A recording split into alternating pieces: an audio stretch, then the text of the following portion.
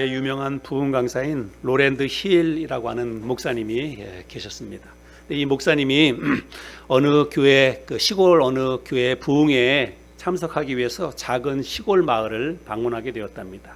근데 그 시골 마을에는 유독 그 돼지를 키우는 돼지 농장들이 많이 있었다고 합니다. 그런데 이렇게 가만히 보니까 한 트럭이 하나 이렇게 세워져 있는데 한 농부가 앞서서 가는데 돼지들이 그 농부의 뒤를 이렇게 줄줄줄줄 이렇게 따라가는 거예요. 근데 어떻게 저 돼지들이 뭐 훈련을 받은 것도 아닐 텐데 저렇게 주인을 따라가는 걸까? 근데 앞에 있는 그 트럭은 돼지들을 싣고 이제 도살장으로 태우고 가려고 하는 그런 트럭이지요. 근데 가만히 보니까 너무 신기한 거예요. 이 목사님이. 그래서 도대체 어떻게 저 돼지들이 저 주인을 저렇게 졸졸졸졸 잘 따라가나 해서 가까이 가서 보니까 주인이 앞서서 가면서 주머니에서 완두콩을 땅바닥에다가 한 움큼씩 이렇게 뿌리면서 가는 거예요. 그러니까 그 돼지들이 그 완두콩 주워 먹는 그 재미에 빠져서 도살장으로 끌려가는지도 모르고 그렇게 주인을 따라가더라는 것입니다.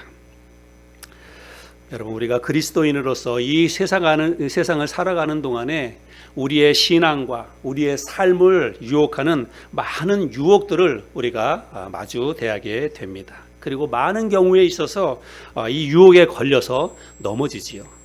우리의 신실하게 우리가 믿음 생활을 하더라도 그렇게 유혹에 걸려서 넘어질 때가 얼마나 많이 있는지 모릅니다. 그럴 때마다 우리에게 자괴감이 들고 나는 왜 이 모양밖에 안 되나 비참하게 하고 한심하게 스스로가 여겨지기도 하고 그렇습니다. 오늘 우리가 함께 읽었던 이 말씀은 예수님이 시험을 받는 그런 이야기이지요. 지난주에 우리가 말씀을 나눴는데 예수님이 요단강에서 침례를 받으신 그 이야기를 지난주에 우리가 말씀을 나눴지요. 예수님이 요단강에서 침례를 받을 때 여러분 하늘이 열리고 하나님의 성령이 비둘기같이 예수님의 머리에 임했다라고 성경은 기록하고 있습니다. 그리고 하늘에서 실제적으로 많은 사람들이 들을 수 있는 하나님의 음성이 들렸어요. 크게 너는 내 사랑하는 아들이라 내가 너를 기뻐하노라라고 하는 하나님의 음성이 쩌렁쩌렁하게 울려 퍼졌습니다. 아마도 예수님의 전 인생을 걸쳐서 예수님께서 가장 성령이 충만했던 때가 바로 저는 그때라고 생각을 합니다. 예수님에게 성령이 임하고 하늘이 열려서 하나님의 아들이라고 선포되는 이 영광스러운 장면이 그때 있었던 것이지요. 그런데 바로 그러한 때에 예수님에게 성령이 충만하게 임했던 바로 그때에 예수님에게 마귀 사탄이 접근해서 예수님을 시험하는 그런 내용이 기록되어져 있습니다. 오늘 우리들이 읽었던 이 말씀에 보면 예수께서 성령의 충만함을 입어서 요단강에서 돌아왔을 때 마귀 사탄에 이끌려서 40일 동안 시험을 당하셨다라고 말하고 있지요. 여러분, 구약 성경에 등장하고 있는 욥을 여러분 잘 아시죠? 욥하면 뭐가 떠오르냐면 욥이 당한 고난이 떠오릅니다. 욥도 시험을 받았습니다. 그런데 욥이 시험을 받을 때에도 역시 욥이 가장 거룩하고 사실은 가장 경건한 삶을 살고 있을 때 욥에게도 마귀 사탄이 접근해서 욥을 시험을 했다는 것입니다. 물론 하나님의 허락하심이 있었지만 마귀 사탄이 천상에서 하나님 앞에 가가지고 욥을 테스트해보자라고 그렇게 유혹을 했다는 것이지요. 그래서 우리가 기억하는 것은 사탄이 우리가 믿음에서 떠나 있을 때뿐만 아니라 우리가 신앙생활 잘할 때, 믿음 생활 잘할 때, 교회에서 열심히 헌신하고 봉사할 때 바로 마귀 사탄이 그 틈에 우리를 공격해 올 수 있다, 우리를 유혹해 올 수 있다라고 하는 것을 우리들은 잊지 말아야 합니다. 그냥 신앙생활 잘 못할 때는요 그냥 놔둬도 돼요. 마귀 사탄이 그런 사람은 별로 신경 안 씁니다. 신앙생활 흐지부지하고 교회도 뭐 나왔다 말다 신앙생활 잘 안 하는 사람은요 그냥 놔둬도 넘어져요. 그래서 마귀 사탄은 그런 사람의 공격의 대상이 아닙니다.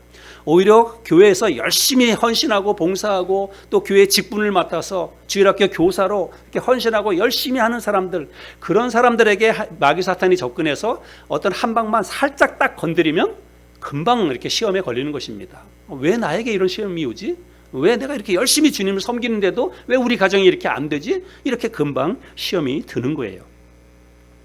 사탄은 무려 40일 동안 예수님을 시험했다라고 말하고 있는데, 여기 시험은 우리 영어 성경에 보면 뭐 테스트라고 번역되어 있기도 하고, 그런데 대부분의 영어 성경에서는 temptation이라고 하는 영어 단어가 쓰였습니다. 그래서 마귀 사탄이 예수님을 시험했다라고 하는 것은 예수님을 유혹했다라고 하는 말이에요. 유혹. 그래서 이 시험은 유혹을 의미하는 그런 단어라고 보시면 됩니다. 마귀 사탄이 예수님을 세 가지를 가지고 유혹을 하죠. 첫 번째는 뭡니까? 먹을 것을 가지고 예수님을 유혹합니다. 돌을 떡이 되게 해보라, 이렇게 유혹을 하죠. 우리 3절 말씀인데 같이 한번 읽어볼까요? 3절 같이 읽겠습니다. 시작. 마귀가 이르되 내가 만일 하나님의 아들이거든 이 돌들에게 명하여 떡이 되게 하라. 이 말씀에서 우리가 주목해야 될 것은 뭐냐면, 네가 만일 하나님의 아들이거든, 이 말입니다. 네가 진짜 하나님의 아들 아니냐? 네가 진짜 하나님의 아들이라면, 이렇게 말하고 있습니다. 그래서 우리가 이 말씀을 통해서 알 수 있는 것은 이 사탄의 시험의 목적을 우리가 알아야 돼요. 이 사탄이 지금 예수님을 시험하는 이 목적은 뭐냐면, 주님으로 하여금 하나님의 아들임을 드러내도록, 주님의 어떤 정체를 사람들에게 나타내 보이도록 하기 위해서 예수님을 시험하고 있다는 것입니다. 여러분, 마귀 사탄이 예수님이 하나님의 아들이라는 것을 마귀 사탄이 모릅니까? 마귀 사탄은 예수님이 하나님의 아들이라는 것을 잘 알고 있어요. 사람들은 몰라도 이 마귀 사탄은 잘 알고 있습니다. 그럼에도 불구하고 뭐라고 얘기하냐면, 네가 하나님의 아들 아니냐? 네가 진짜 하나님의 아들이지? 그러면 네가 진짜 하나님의 아들이면 이 발에 밟히는 이 많은 돌들을 떡이 되게 한번 해봐, 이렇게 지금 유혹을 하고 있는 것입니다. 여러분, 예수님이 지금 여기 계시는 곳은 광야입니다. 광야에는 돌들이 널려 있는 거예요. 발에 밟히는 게 다 돌입니다. 그러면 하나님의 아들이신 예수님께서 그 많은 돌을 떡이 되게 하는 거, 여러분, 예수님에게는 이게 일도 아니에요. 그냥 말씀 한마디면 순식간에 이게 다 떡이 될 수 있다는 것입니다. 우리나라 성경에서는 떡이고 원래 성경에서는 빵이에요. 이 지방에서는 빵입니다. 그래서 빵이 되게 하는 거, 여러분, 이건 주님께는 뭐 일도 아니지요. 그런데 만약에 마귀 사탄의 유혹에 빠져서 예수님이 순식간에, 그리고 예수님은 지금 40일 동안이나 굶주렸어요. 40일. 저는 하루만 굶어도 허기져가지고 막 이렇게 식은땀이 나기도 하고 그래요. 여러분, 우리가 하루도 제대로 못 굶잖아요. 근데 예수님은 40일 동안을 지금 굶주렸습니다. 근데 40일 동안을 굶주렸는데 그 마귀 사탄이 와서 여기 지금 눈앞에 돌이 있는데 그거를 빵이 되게 해봐. 여러분, 진짜로 40일 굶으면 돌이 빵처럼 보일 수도 있어요. 근데 예수님은 얼마든지 능력이 있잖아요. 그렇게 할 수 있는 능력, 우리가 할 수 없는 사람에게 그렇게 시험을 하는 거는 그게 시험거리가 안 되지만, 능력이 있는데도 불구하고 안 해야 되는 거예요. 그래서 마귀 사탄이 이 돌을 떡이 되게 해라, 빵이 되게 해보라 라고 하는 것은 정말 예수님에게는 어떻게 보면 참기 힘든 그런 유혹일 수 있었다라고 하는 것입니다. 마귀 사탄의 유혹은요, 크고 거창하지 않습니다. 가장 평범한 것을 가지고 우리를 유혹합니다.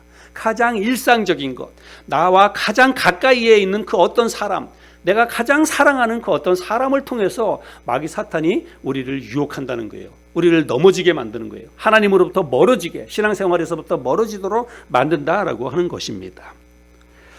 예수님이 이 마귀 사탄의 유혹을 물리치는데, 예수님이 마귀 사탄의 유혹을 물리치는 방법은 똑같습니다. 유혹은 세 가지였지만 그 유혹을 물리치는 방법은 다 똑같았습니다. 뭘 가지고 물리쳤어요?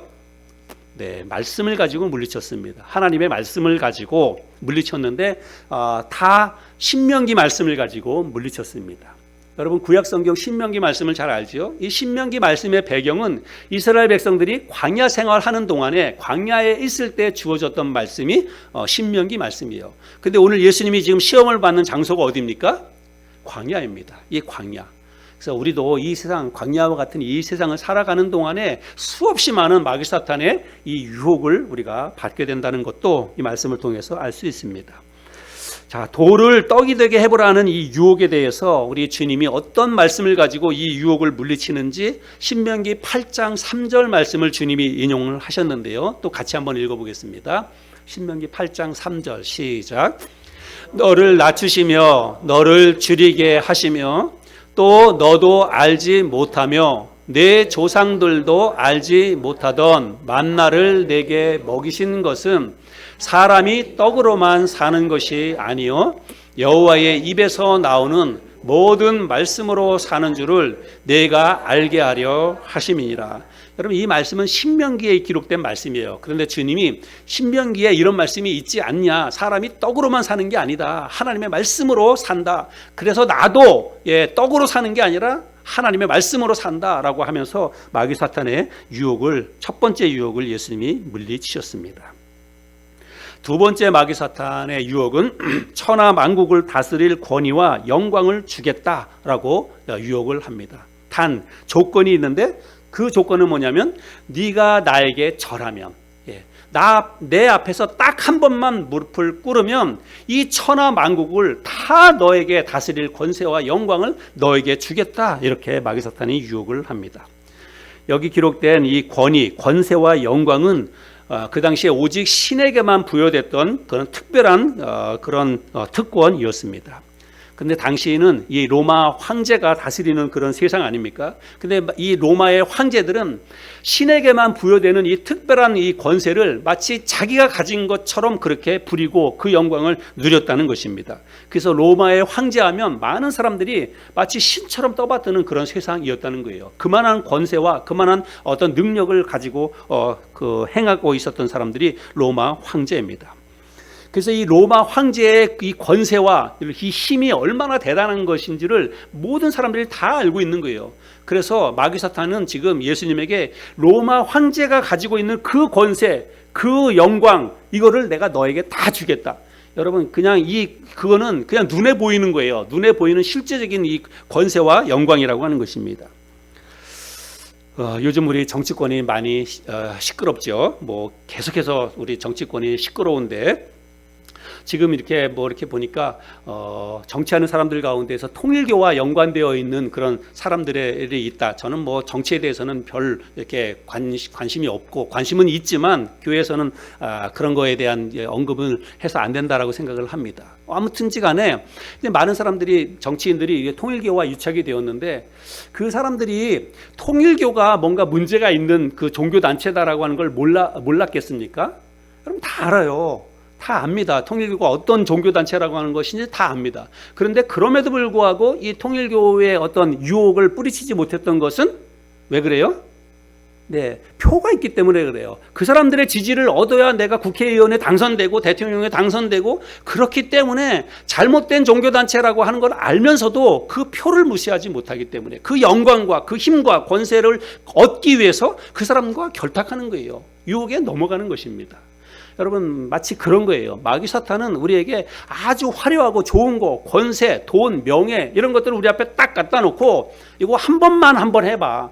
그냥 다른 사람도 다 그렇지 않냐라고 이야기하면서 딱 한 번만 나한테 무릎을 꿇어봐. 그럼 내가 너에게 이거 다 줄게. 한 번만 눈 딱 감고 그냥 내 말대로 해. 그러면 이 모든 게 다 네 것이 될 것이야. 이런 식으로 마귀 사탄이 우리를 유혹한다는 것입니다. 근데 여러분, 예수님에게는 이 유혹이 별로 와닿지 않을 거라고 이렇게 생각하는 사람이 있을지 몰라요. 예수님은 섬김을 위해서 이 땅에 오셨으니까 이 앞에 있는 황제의 권세, 영광, 예수님에게 그게 뭐가 유혹거리가 되겠나, 이렇게 생각하는 사람이 있을지 몰라요. 그러나 그렇지 않습니다. 여러분, 예수님이 이 땅에 오신 목적은 그저 한두 사람만, 유대에 살고 있는 몇 사람만 구원하기 위해서 이 땅에 오신 게 아닙니다. 예수님이 이 땅에 오실 때 이 세상 모든 사람을 다 하나님의 자녀가 되게 하기 위해서, 이 땅에 거룩한 하나님의 나라를 만들기 위해서 예수님이 이 땅에 오셨어요. 그래서 여러분, 예수님이 이 땅에 진짜 하나님의 나라를 만들기 위해서 이 땅에 오셨는데, 천하 만국을 다스릴 권세를 내가 너에게 줄게, 이렇게 이야기하면, 천하 만국을 다스릴 그 권세를 가진다면 여러분 얼마나 효과적으로, 얼마나 그 하나님의 나라를 만드는 일이 여러분 수월하고 쉽겠습니까? 그렇죠? 자기에게 그런 권세가 있다면 여러분 얼마든지 그 하나님의 나라를 세우고 만드는데 효과적으로 일을 할 수가 있는 것입니다. 세상은 우리에게 늘 그렇게 속삭입니다. 뭐가 더 효과적인지 한번 생각해 봐라. 어떤 게 더 실리적인 것인지 한번 냉정하게 한번 생각해 봐. 뭐가 더 그 성공적인지를 생각해 보라, 이렇게 이야기를 합니다. 그래서 여러분, 이 세상, 우리가 살아가고 있는 이 세상은요, 실용주의, 성과주의, 이런 것들이 이 세상을 다스리는, 이 세상을 지배하는 철학이요, 가치관이고 삶의 방식입니다. 그래서 사람들은요, 옳고 그름을 따지지 않고 정말 실리적인 것을 따집니다. 효과적인 것을 따집니다. 뭔가 일을 이룰 수 있다고 한다면 여러분, 옳고 그름은 뒷전으로 가는 거예요. 예. 주님은 이번에도 신명기 말씀으로 이 마귀 사탄의 두 번째 유혹을 물리칩니다. 오늘 읽었던 이 본문 말씀에 보면 8절에 예수께서 대답하여 이르시되 기록된 바 주 너의 하나님께 경배하고 다만 그를 섬기라 하였느니라. 그래서 오직 하나님만을 섬기라. 이 세상의 어떤 권세와 명예와 그런 것들을 따라가지 말고 하나님만 섬기라라고 하는 그 신명기 말씀을 인용해서 마귀 사탄의 유혹을 물리칩니다. 주님이 말씀하신 이 말씀 8절 말씀은 신명기 6장 12절부터 15절까지에 있는 말씀인데요. 또 이 말씀도 한번 확인해서 읽어보도록 하겠습니다. 너는 조심하여 너를 애굽 땅 종되었던 집에서 인도하여 내신 여호와를 잊지 말고 내 하나님 여호와를 경외하며 그를 섬기며 그의 이름으로 맹세할 것이니라. 너희는 다른 신들 곧 내 사면에 있는 백성의 신들을 따르지 말라. 너희 중에 계신 너희의 하나님 여호와는 질투하시는 하나님이신즉 너희의 하나님 여호와께서 내게 진노하사 너를 지면에서 멸절시키실까 두려워하노라. 예. 하나님은 질투하는 하나님이시라고 하면서 오직 하나님만을 섬기라, 하나님 앞에만 무릎을 꿇으라, 이렇게 신명기에도 말씀하고 있는데, 이 말씀을 가지고 나는 네 발 앞에 절대로 무릎 꿇을 이유도 없고 그럴 생각도 없다, 나는 오직 하나님만을 섬기겠다라고 예수님이 답변을 하시면서 사탄의 두 번째 유혹을 물리치십니다. 자, 세 번째 유혹은 뭡니까? 세 번째 유혹은 성전 꼭대기로 데리고 가서 그 성전 꼭대기에서 뛰어내리라. 그러면 네가 믿는 하나님이 너를 받아줄 거 아니냐. 그래서 너를 안전하게 보호해 줄 테니까 한번 네가 믿는 하나님을 믿고 한번 뛰어내려봐. 이렇게 유혹을 합니다. 9절부터 11절까지인데요. 9절부터 11절까지 제가 한번 더 읽어보겠습니다. 또 이끌고 예루살렘으로 가서 성전 꼭대기에 세우고 이르되 네가 만일 하나님의 아들이거든 여기서 뛰어내리라. 기록되었으되 하나님이 너를 위하여 그 사자들을 명하사 너를 지키게 하시리라 하였고 또한 그들이 손으로 너를 받들어 네 발이 돌에 부딪히지 않게 하시리라 하였느니라. 그래서 성전 꼭대기에서 한번 뛰어내려 봐라. 그러면 하나님이 너를 받아주겠지. 당연히 받아줄 거 아니냐? 그렇게 하면서 한번 뛰어내리라 라고 유혹을 합니다. 그런데 이번에는요, 마귀 사탄도 하나님의 말씀을 마귀 사탄도 인용을 합니다. 예수님이 이 마귀 사탄의 유혹을 물리치는 그 방법이 말씀을, 구약 성경에 기록된 말씀을 인용해서 하나님의 말씀이 이렇게 기록되었다라고 하면서 나는 하나님의 말씀을 따를 거야 이렇게 얘기하니까 마귀 사탄도요 하나님의 말씀을 인용을 해서 예수님을 공격합니다. 시편 91편 11절 12절인데요. 시편 91편 11절 12절 그가 너를 위하여 그의 천사들을 명령하사 내 모든 길에서 너를 지키게 하심이라. 그들이 그들의 손으로 너를 붙들어 발이 돌에 부딪히지 아니하게 하리로다. 그래서 구약 성경에서 하나님이 너를 돌부리에 걸려 넘어지지 않게 하실 거고 네가 어디서도 떨어져도 네가 그 발이 땅에 떨어지지 않도록 하나님이 다 받아주시겠다라고 그렇게 저렇게 시편에 기록되어 있지 않냐? 성경 말씀이 그렇게 기록되어 있지 않냐라고 하면서 믿고 맡기고 떨어져 봐. 그러면 하나님이 너를 받아줄 거야. 이렇게 지금 유혹을 하고 있다는 것입니다. 아주 역물이죠. 이 마귀 사탄의 존재는요, 여러분 절대로 우리가 가볍게 여겨서는 안 됩니다. 마귀 사탄은 정말 능력도 대단하지만 아주 교활합니다. 그리고 아주 치밀합니다. 어떻게 해서든지 우리의 이 약점을 파고 들어서 우리를 공격합니다. 너 하나님 알지? 나도 하나님 잘 알아. 내가 하나님 잘 아는데 하나님이 얼마나 능력이 많은 줄 알아? 그리고 얼마나 우리를 사랑하시는 줄 알아? 그러니까 능력이 많고 사랑이 많은 하나님을 믿고 한번 그렇게 해봐. 그러면 하나님이 알아서 다 해결해 주실 거야. 이렇게 자기도 하나님을 잘 안다고 하면서 그렇게 우리를 접근해가지고 그 마귀 사탄의 유혹에 걸려 넘어지도록 그렇게 유혹을 한다는 것입니다. 주님은 이번에도 사탄의 유혹을 말씀으로 물리칩니다. 어떤 말씀이에요? 신명기 말씀. 계속해서 신명기 말씀을 가지고 물리치시는데 신명기 6장 16절부터 19절입니다. 우리 같이 한번 또 읽어볼까요? 시작. 너희가 마사에서 시험한 것 같이 너희의 하나님 여호와를 시험하지 말고 너희의 하나님 여호와께서 너희에게 명하신 명령과 증거와 규례를 삼가 지키며 여호와께서 보시기에 정직하고 선량한 일을 행하라. 그리하면 네가 복을 받고 그 땅에 들어가서 여호와께서 모든 대적을 내 앞에서 쫓아내시겠다고 내 조상들에게 맹세하신 아름다운 땅을 차지하리니 여호와의 말씀과 같으니라. 구약 성경에 모세를 통해서 이스라엘 백성들에게 하셨던 그 말씀이에요. 그래서 하나님을 시험하지 마라. 너희가 들어가서 차지하게 될 그 땅에서 너희가 정말 하나님만 믿고 하나님을 섬기면 하나님이 너희들의 인생에 큰 복을 내려주실 것이다. 그러니 절대로 하나님을 의심하지 말고 시험하지 말고 하나님을 신뢰하라 라고 하는 그 신명기 말씀을 인용하면서 마귀사탄의 이 세 번째 유혹을 물리칩니다. 그래서 나는 오직 하나님을 시험하지 않을 거다. 네가 하나님 믿고 한번 뛰어내려봐 라고 이야기했지만 나는 절대로 하나님을 시험할 생각이 없다 라고 하면서 마귀사탄의 유혹을 물리쳤다는 것입니다. 오늘 우리가 예수님이 이 시험을 물리치는 이 말씀을 살펴보았는데 오늘 말씀 속에서 주목해야 될 것들이 여러 가지가 있습니다. 첫 번째는 어떤 것들을 우리가 좀 생각해 봐야 되냐면 예수님이 가장 성령이 충만했을 때 그때 예수님에게 이런 시험이 왔다는 것입니다. 마귀 사탄은요 시간과 장소, 사람을 가리지 않습니다. 언제 어디서든 계속해서 우리를 넘어뜨리기 위해서 우리를 마귀 사탄이 공격한다는 거예요. 우리에게 유혹해 온다는 것입니다. 여러분 우리가 잘 아는 베드로전서 5장 8절 말씀 한번 보여주세요. 우리 같이 한번 읽어볼까요? 시작. 근신하라 깨어라 너희 대적 마귀가 우는 사자같이 두루 다니며 삼킬 자를 찾나니. 마귀 사탄이 우리가 아는 것처럼 이 삼지창 같은 거 들고 머리에 빨간 뿔 달린 그런 마귀 사탄이 와가지고 우리를 유혹한다면 그러면 그건 유혹거리도 아니죠. 그냥 우리는 아주 외면하고 그냥 모른 척하고 살아가면 되는 거죠. 근데 여러분 마귀 사탄은 그런 존재가 아닙니다. 마귀 사탄은요 내가 가장 사랑하는 그 사람을 통해서 내가 가장 어떤 목숨처럼 여기고 따라가는 어떤 그 일을 가지고 그런 걸 가지고 마귀 사탄이 우리에게 접근해 온다는 거예요. 너 거기에 목숨 걸었지? 너 그 사람이 최고인지 알지? 그렇게 하면서 그게 아니라고 하면서 마귀 사탄이 우리를 공격해 온다는 것입니다. 마귀 사탄이 첫 번째로는 먹을 것을 가지고 예수님을 유혹을 했는데요.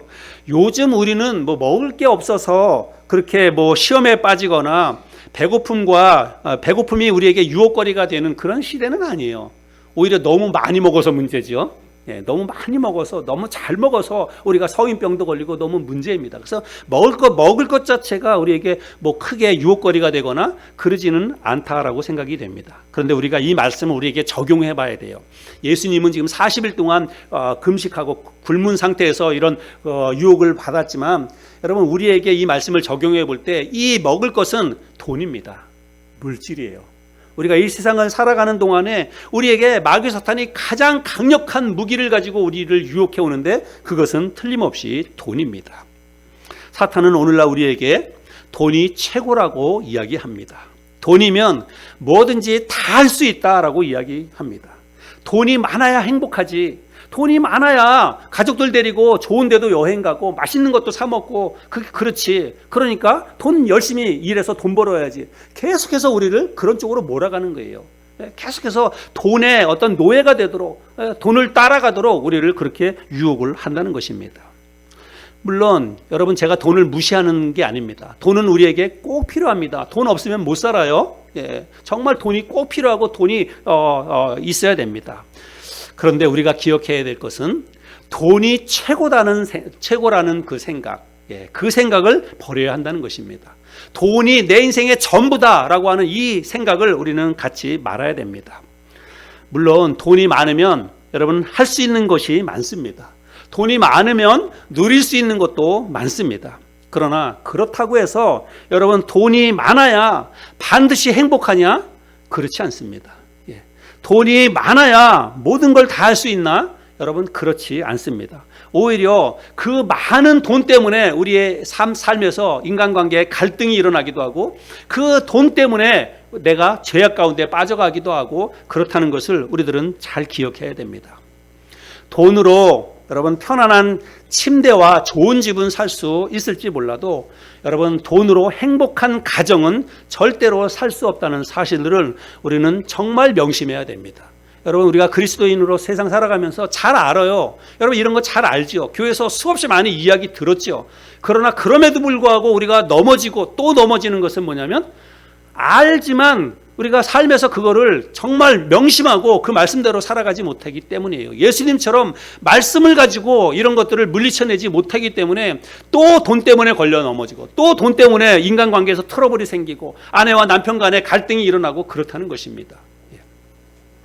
성경은 재물, 돈에 대해서 우리에게 너무나 분명하게 여러 군데에서 많이 돈에 대해서 말씀을 하고 있습니다. 제가 몇 군데를 찾아서 재물에 관해서 우리가 붙잡고 가야 될 말씀들을 제가 보여드릴 테니까 여러분 잘 기억하시길 바랍니다. 먼저 잠언 11장 28절 보겠습니다. 같이 읽겠습니다. 시작. 자기의 재물을 의지하는 자는 패망하려니와 의인은 푸른 잎사귀 같아서 번성하리라. 자기의 재물을 의지하는 자는 어떻게 한다고요? 패망하리라. 여러분 하나님의 말씀은 진리입니다. 하나님의 말씀은 틀린 게 없다는 거예요. 반드시 그렇게 된다는 것입니다.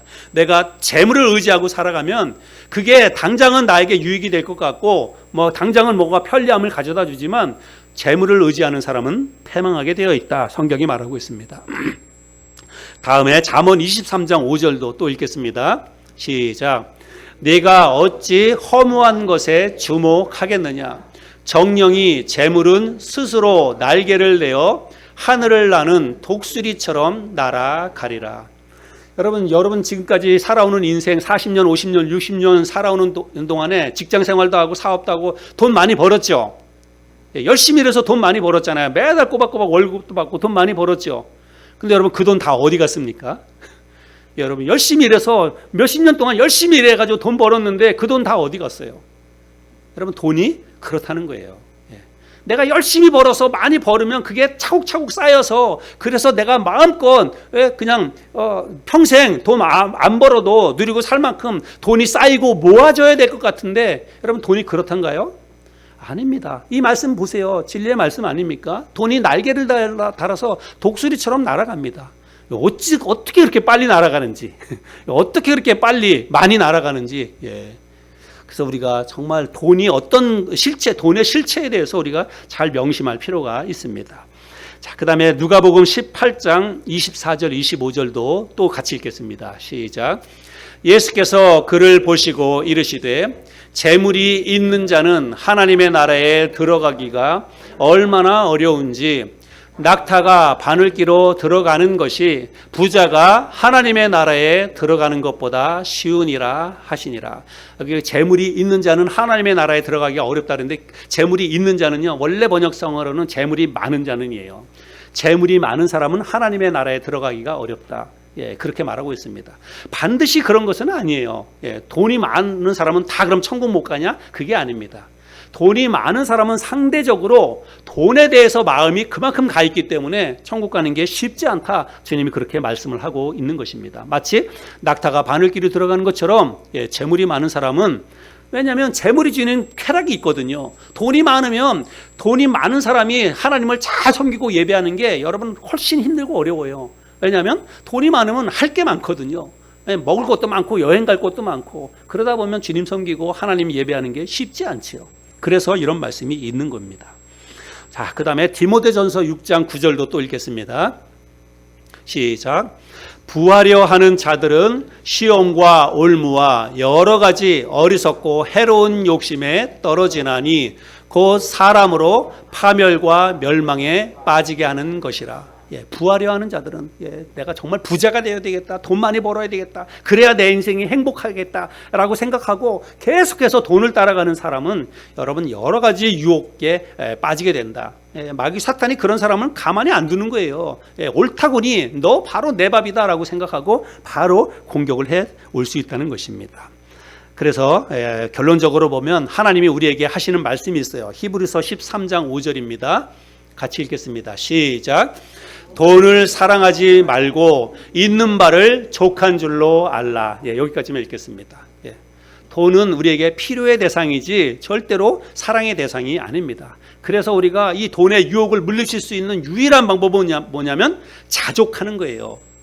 그냥 있는 것에 감사할 수 있어야 됩니다. 그게 많든 적든 하나님이 주신 거에 대해서 감사합니다 라고 생각하고 족한 줄로 알 때에 마귀 사탄의 유혹을 물리칠 수 있다는 것입니다.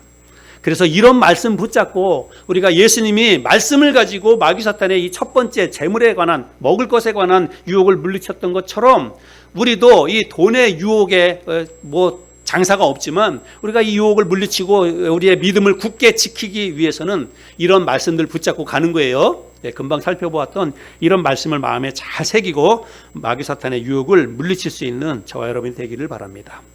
두 번째는 그 권세와 영광, 사탄은 주님께 딱 한 번만 내게 절하면 천하만국을 너에게 주겠다라고 유혹을 했지요. 사탄은요 오늘날 우리에게도 그와 똑같이 접근을 합니다. 야, 그 정도는 괜찮아. 야, 다른 사람들도 다 그렇게 살지 않냐? 네가 뭘 대단하다고 그 정도도 안 하려고 그러냐? 그런 식으로 우리에게 접근을 한다는 거예요. 그냥 딱 한 번만 눈 감아봐. 그냥 딱 한 번만 그냥 모른 척하고 넘어가봐. 그러면 이 모든 게 다 네게 돼. 이 성공이 너한테 있지 않냐? 돈이 너한테 있지 않냐? 그러면서 한 번만 딱 눈 감고 그냥 그렇게 넘어가 보라고 그렇게 요구를 하는 것입니다. 야, 너도 출세할 수 있어. 너 승진 안 할 거야? 그렇게 하면서 불의와 불법 앞에 타협하라고, 불의와 불법을 저지르라고 우리에게 한 번의 유혹을 그렇게 해온다는 것입니다. 심지어는 내 사랑하는 아내를 통해서 아내가 당신만 그렇게 성인 군자냐고 하면서 남들도 다 그렇게 하는데 뭘 그걸 가지고 대단하게 여기느냐 하면서 딱 한 번만 그렇게 해보자. 불의와 불법을 알면서도 그렇게 한다는 거예요. 출세와 성공과 승진과 합격 등을 빌미로 해서 마귀 사탄은 끊임없이 우리에게 불의와 불법 앞에 무릎을 꿇으라고 이야기합니다. 그렇게 하면 이 모든 것을, 네가 원하는 모든 것을 가질 수 있을 것이다 라고 이야기합니다. 그러나 여러분 기억하세요. 딱 한 번의 그 무릎 꿇음이 여러분 우리를 깊은 나락으로, 수렁으로 우리를 밀어 넣는다는 사실입니다.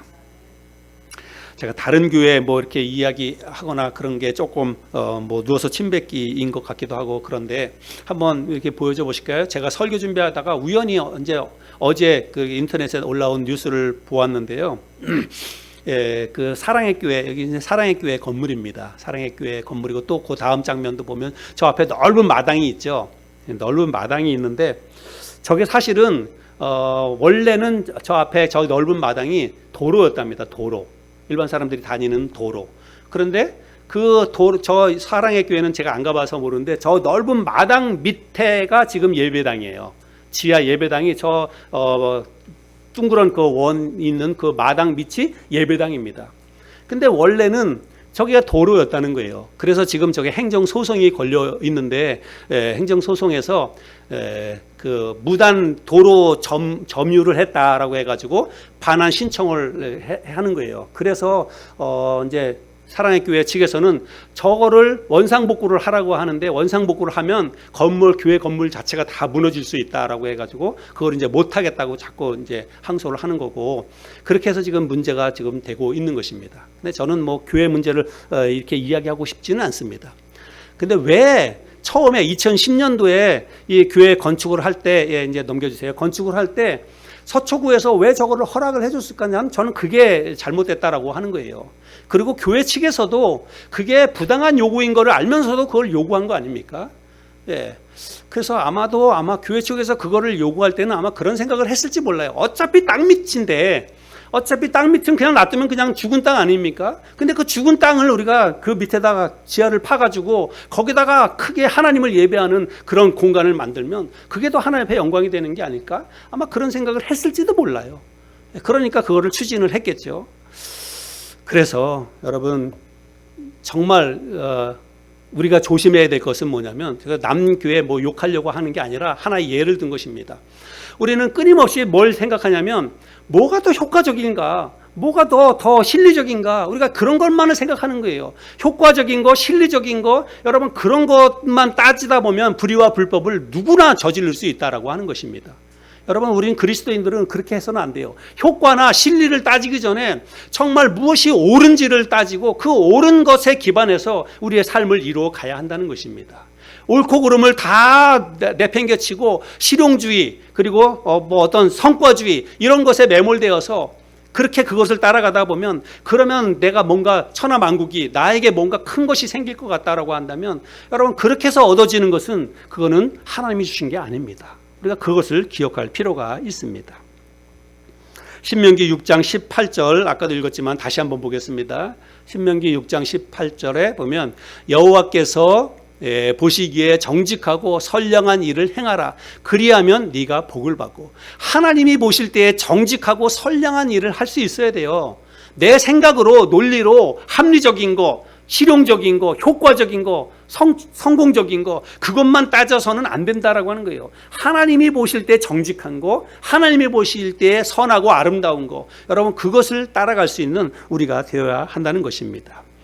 시편 112편 1절 2절에도 보면 할렐루야, 여호와를 경외하며 그의 계명을 크게 즐거워하는 자는 복이 있도다. 그의 후손이 땅에서 강성하며 정직한 자들의 후손에게 복이 있으리로다. 하나님이 기뻐하시는 것, 하나님 앞에 합당한 것을 따라가야 돼요. 그래야 그의 자손들이 잘 되고 그런 사람들을 복 주신다라고 하는 것입니다. 불의와 불법으로 우리가 성공과 명예와 높은 지위를 얻으려 하지 말고 하나님의 말씀에 따라서 신앙 양심을 지켜가면서 올바른 것을 붙잡고 나아갈 수 있는 저와 여러분이 되었으면 좋겠습니다. 마지막 하나 더 살펴볼 것은, 하나님이 받아주실 때니까 걱정하지 말고 한번 뛰어내려봐.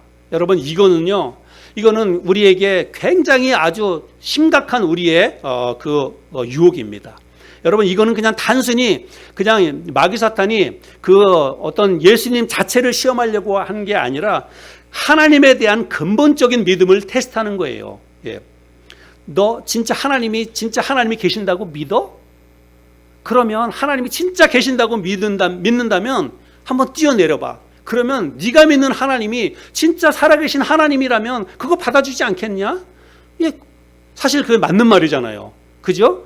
내가 진짜 믿는 그 하나님은 능력이 있어요. 첫 번째는 하나님은 능력이 있어요.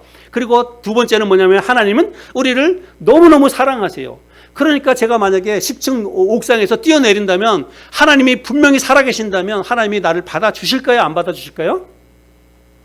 당연히 받아주시겠죠. 받아주셔야만 되는 거고, 안 그래요? 우리가 믿는 하나님이 능력이 있어요. 능력이 있으니까 당연히 아무 상처도 안 나게 나를 받아주실 수 있는 거죠. 그게 능력이니까. 또 하나님은 사랑의 하나님이니까 내가 뛰어내린다면 하나님은 나를 당연히 사랑하니까 받아주시겠죠. 여러분 그게 맞는 말 아니에요? 지금 마귀 사탄이 그렇게 유혹하고 있는 거예요. 그렇게 네가 믿는 하나님은 그런 하나님이니까 진짜 네가 하나님 그렇게 믿지, 너에게 그런 믿음이 있지, 그러면 한번 뛰어내려봐, 이렇게 이야기를 하는 거예요. 근데 여러분 이게 우리가 잊지 말아야 될 것은요, 마귀 사탄이 이거를 공격하는데, 여러분 마귀 사탄은요 우리의 아주 밑바탕에 있는 근본적인 하나님에 대한 믿음을 테스트하는 거예요. 너 하나님 한번 시험해 보라는 거예요. 네가 믿는 하나님을 한번 시험해 보라는 것입니다. 제가 여러분 예를 들어서 한번 설명을 드려볼게요. 여러분 우리 집에 아이가 있는데 초등학교 1, 2학년 되는 아이가 자기 아빠한테 자기 5층의 아파트에서 밑에 있는 아빠한테 그렇게 이야기하는 거예요. 아빠, 내가 여기서 뛰어내릴 테니까 아빠가 날 좀 받아줘. 아빠가 나 사랑하지. 아빠는 정말 슈퍼맨처럼 아빠는 능력이 있지. 그러니까 아빠 나 받아줘야 돼. 라고 해가지고 그 아이가 5층에서 뛰어내리는 거예요. 만약에 아이가 그렇게 한다면 여러분 그게 그런 일들이 일어나서도 안 되겠지만, 우리가 이 아이와 같은 마음으로 우리가 신앙생활 할 때가 종종 있다는 것입니다. 마치 하나님에 대해서 그런 마음을 가지고 신앙생활을 할 때가 있다는 거예요. 하나님이 진짜 살아 계신다면 해결해 주시겠지. 하나님이 진짜 나를 사랑하신다면 이 정도 눈 감아 주시겠지. 용서해 주시겠지. 그러니까 내가 하나님 믿고 한번 해봐야지. 무대뽀처럼 그렇게 우리가 할 때가 있다는 것입니다. 여러분, 이거는요, 하나님을 시험하는 거예요. 하나님은 물론 그렇게 하실 수 있습니다. 능력이 있고 사랑이 있으니까 하나님은 그렇게 하실 수 있어요. 근데 그거는요, 하나님의 능력과 사랑의 문제가 아니라 내가 하나님을 시험하는 것 자체가 문제가 된다는 것입니다. 마귀 사탄이 지금 그거를 예수님에게 요구하고 있는 거예요. 그 믿음을 시험하고 있다는 것입니다. 너 하나님 한번 시험해봐. 네가 믿는 하나님 진짜 있다면 진짜 하나님이 해주시는지 하나님 한번 테스트해봐. 여러분, 우리 피조물이 어떻게 창조주를 테스트할 수 있습니까? 근데 마귀 사탄은 지금 그렇게 해보라는 거예요. 근데 문제는 뭐냐면 우리가 종종 살아가면서 그런 짓거리들을 하고 있다는 것입니다. 가끔 우리가 그렇게 하나님을 시험한다는 거예요. 하나님 진짜 나 들어주시나? 하나님이 나를 그렇게 해결해 주시나? 한번 내가 봐야지 라고 하면서 그렇게 일을 할 때가 있다는 것입니다. 여러분, 하나님을 시험하지 않을 수 있기를 바랍니다. 내 잘못과 내 책임을 여러분 우리는 하나님께 떠넘기지 말아야 합니다. 내 잘못과 내 실수는 그냥 내가 그거를 책임져야지 왜 하나님 앞에 떠넘기고 하나님이 해결해 주시는지 한번 내가 보겠다. 여러분, 그거는 정말 나쁜 심보라고 하는 것입니다. 사탄은 오늘도 우리를 여러분 물질로, 그리고 성공으로, 그리고 우리의 알량한 믿음을 가지고 또 나의 사랑하는 사람을 통해서 우리를 유혹합니다. 딱 한 번만 그렇게 해봐. 딱 한 번만 나를 따라와봐. 마귀 사탄이 우리를 그렇게 유혹을 합니다.